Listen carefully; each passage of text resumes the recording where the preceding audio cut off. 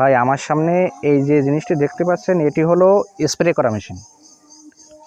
এটি দিয়ে জমিতে কীটনাশক স্প্রে করা হয়। এই বিষয়টা আমরা সবাই কম বেশি জানি, আর বিশেষ করে এই জিনিসটা গ্রামাঞ্চলে ব্যবহার করা হয়।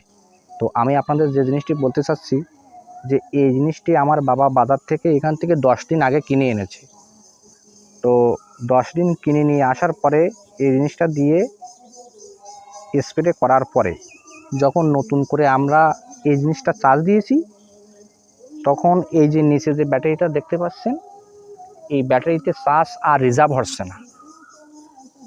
যখন নতুন করে আমরা এই জিনিসটাতে চার্জ দিচ্ছি তখন এই ব্যাটারিটা আর চার্জ সংরক্ষণ করে রাখতে পারছে না।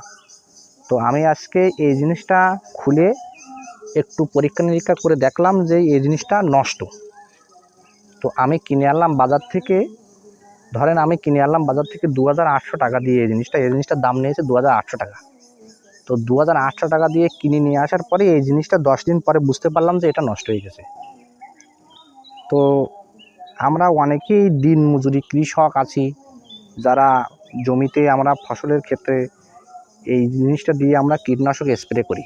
তো আমি তাদের উদ্দেশ্যে একটা কথা বলতে চাচ্ছি যে আপনারা যখন এই ধরনের জিনিসগুলো বা ইলেকট্রিক্যাল জিনিসগুলো আপনারা যখন বাজার থেকে কিনবেন, তখন একটু দেখে শুনে বুঝে কিনবেন, যাতে আপনারা প্রতারিত না হতে পারেন।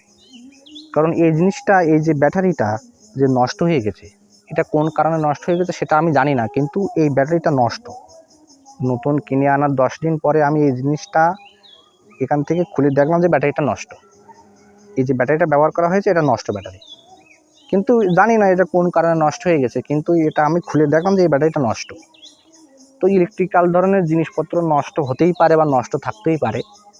তো আপনারা যখন এই জিনিসগুলো কিনবেন, হয়তো এই জিনিসগুলো অথবা যে কোনো ধরনের ইলেকট্রিক্যাল জিনিস, তখন আপনারা অবশ্যই দেখে শুনে বুঝে এই জিনিসটাগুলো কিনবেন। যদি ভিডিওটি ভালো লেগে থাকে তাহলে অবশ্যই ফলো দেবেন, আর অন্যকে শেয়ার করে এই জিনিসটা দেখার সুযোগ করে দেবেন। ধন্যবাদ সবাইকে।